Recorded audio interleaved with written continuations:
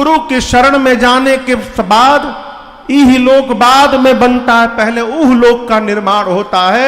सदगुरु हमारे परमार्थ की यात्रा कराते हैं। व्यापार में लाभ हो जाए इसके लिए दीक्षा न लिया जाए, हानि होने के बाद भी भगवान पर विश्वास बना रहे इसके लिए दीक्षा ली जाए। जीवन में नुकसान हो जाए उसके बाद भी भगवान के प्रति विश्वास में कमी ना हो इसके लिए दीक्षा होती है। मनु जी महाराज 23,000 वर्ष तपस्या की। गोस्वामी जी कहते हैं तपस्या करते करते आप दर्शन करिए, अस्थि मात्र होई रहे शरीरा। शरीर कैसा हुआ? भीतर का मांस गल गया, केवल हड्डियां बची थीं। ऐसा लगा मानो किसी ने हड्डियों में चमड़े का कपड़ा पहना दिया। 23,000 साल बाद भगवान की ब्रह्मवाणी भई आकाश से, मांगु मांगु बर है न भवानी।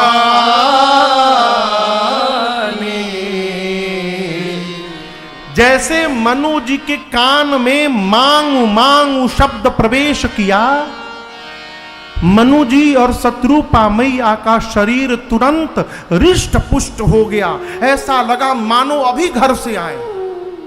कान में आवाज सुनाई पड़ा मांगू मांगू। सुनने के बाद मनु जी शरीर देखने लगे अपना और शत्रुपामैया का। बोले देवी जिसकी आवाज सुनाई पड़ी तो ऐसा हो गया, वो दिखाई दे देगा तो कैसा हो जाएगा। भगवान ने कहा मांगिए मांगिए। मनु जी हाथ जोड़कर बोले प्रभु हम आपको देखना चाहते हैं ना, हम आपको देखना चाहते हैं प्रभु, लेकिन यहां दर्शन करिए किस रूप को देखना चाहते हैं, ये मूल विषय है। मनु जी कथाओं में सुनते थे कि शंकर जी हृदय में रखते हैं, काकभूषुंडी जी मन में रखते हैं। मनु जी बोले प्रभु जो स्वरूप आपका शंकर भगवान के हृदय में रहता है हमको वो रूप दिखा दीजिए। आपका जो स्वरूप काकभूषुंडी जी के मन में रहता है हमको वो रूप दिखा दीजिए। और आप समझिएगा काकभूषुंडी जी और शंकर जी दोनों के हृदय मन में बड़के राम जी नहीं रहते, ये छोटके राम जी रहते हैं। लेकिन यहां राम जी बाल रूप में दर्शन नहीं दिए। जुगल सरकार श्री सीताराम जी हाथ में धनुष बाण लेके बड़े रूप में दर्शन दिए। मनु महाराज देखे तो व्याकुल हो गए भगवान को। ये जो आंख के बीच में गोल काला देख रहे हैं ना, काला गोल, इसका नाम है पुतरी। यही देखती है, इसको पलक कहते हैं। हाँ, पुतरी भगवान को देख रही थी टकटकी लगाकर। भाव जागृत हुआ, आंख में प्रेम के आंसू आ गए। आंख में आंसू आ जाते हैं तो साफ नहीं दिखता है, धुंधला दिखने लगता है। पुतरी भगवान को देख रही थी, आंसू आ गए। अब पुतरी को भगवान साफ नहीं दिख रहे हैं, धुंधले दिखने लगे। पुतरी आंसू से लड़ने लगी। पुतरी कहे मार्ग से हट जा।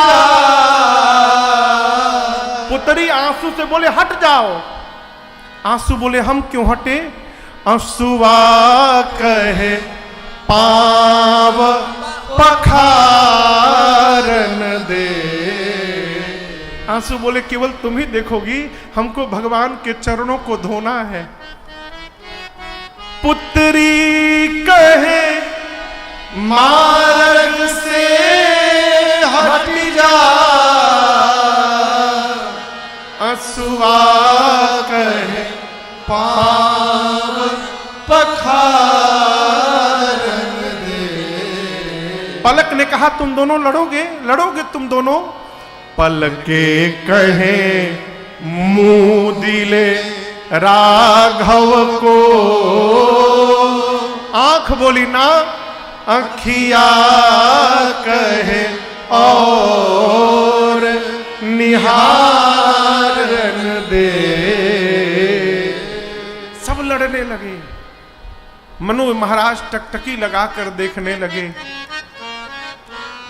मां शत्रुपा से बोले, देवी बड़े हैं तो इतने सुंदर हैं, जब ये बालक होंगे तो कितने सुंदर होंगे। एक बार कहूं क्या कि हमको बालक बन के दिखा दीजिए।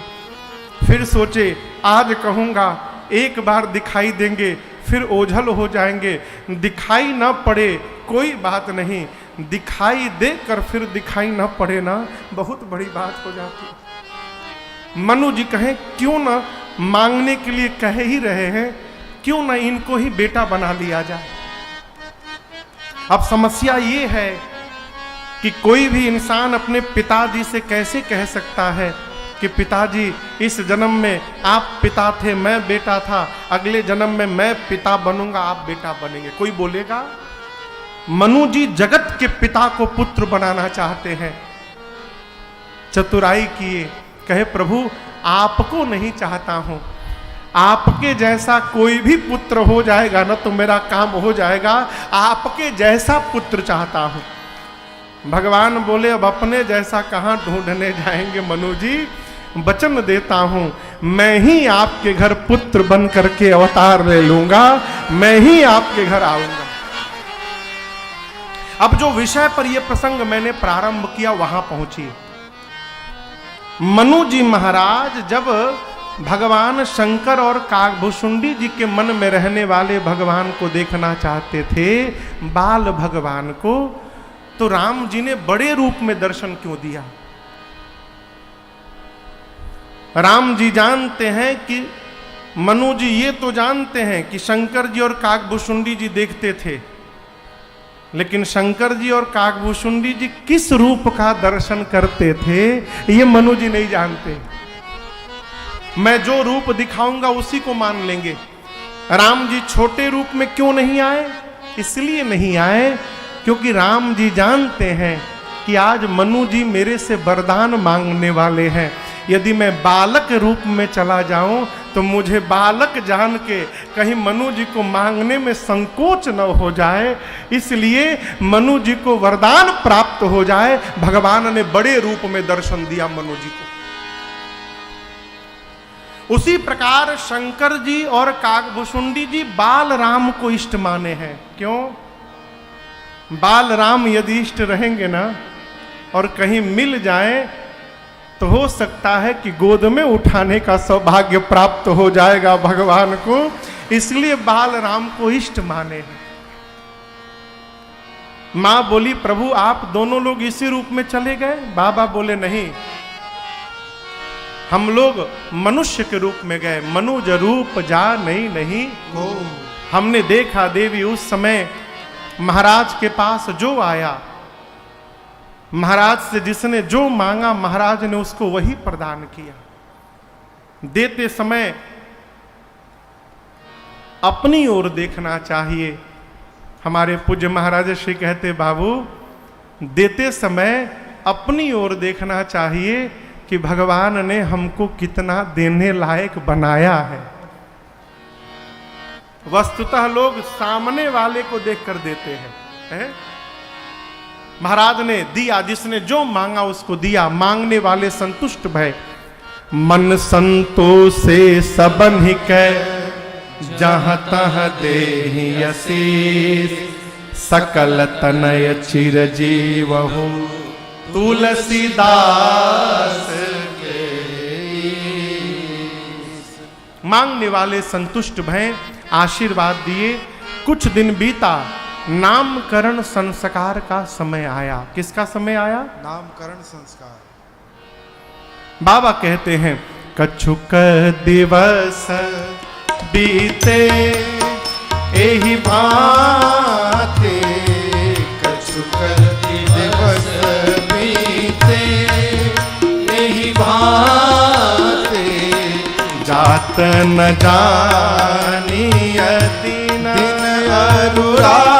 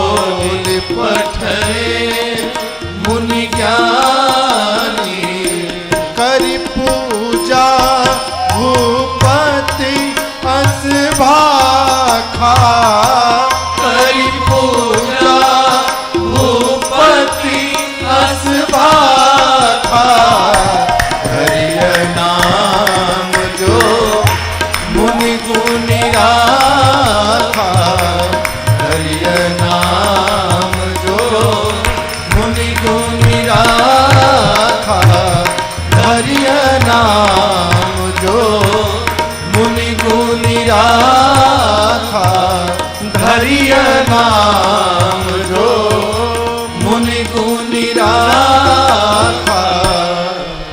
नामकरण संस्कार का समय आया। जीवन में 16 संस्कार हैं। कितने? गर्भाधान संस्कार से लेकर अंतिम संस्कार तक। आज दोपहर में हम लोग चर्चा कर रहे थे। हमारे भैया परम आदरणीय श्री शशि शेखर भैया आए थे। भैया बैठे हैं यहाँ पर, आज भी नहीं कार्यक्रम में। वहाँ पर शशि शेखर जी एक बहुत बड़े कंपनी के पूरे एशिया के मुखिया हैं, वो एशिया हेड है। बहू रानी के साथ आए। एक बड़ी अच्छी बात बहू रानी ने कही, महाराज मैं अब दिल्ली छोड़ के गांव में आकर रह गई हूं और मेरे जीवन का एक ही उद्देश्य है, गांव का विकास करना। उन्होंने हमसे एक बात कही, महाराज एक आदमी अपने जीवन में 15 से 16 वृक्ष का ऑक्सीजन ग्रहण करता है।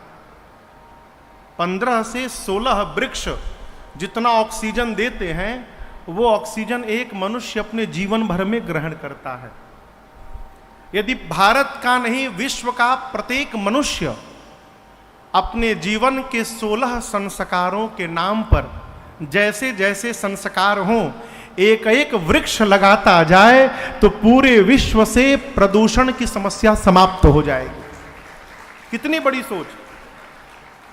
कथाओं में मैं भी कहता हूं, घर में कोई व्यक्ति गुजर जाए, आप उसकी तिरही करते हैं, श्राद्ध करते हैं, तो श्राद्ध वाले दिन उस व्यक्ति के नाम से एक वृक्षारोपण करिए और रोपण करने के बाद उसका देखभाल करिए।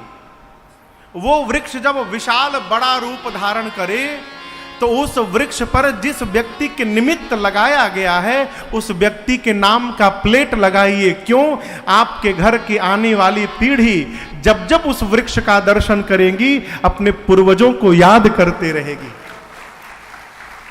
घर में जन्म दिवस हो एक वृक्ष लगाइए।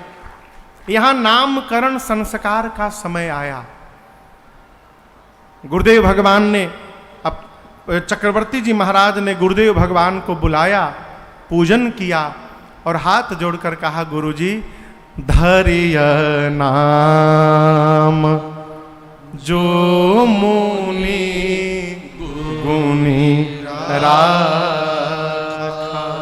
गुरुदेव आपने जो पहले से नाम विचार करके मन में रखे हैं एक एक नाम बताइए। गुरु जी ने कहा, महाराज आपके गोद में बैठे ज्येष्ठ पुत्र ये कौन है जानते हैं? जोवानंद सिंधु सुख रासे, जो आनंद सिंधु सुख रासे, करते त्रैलोक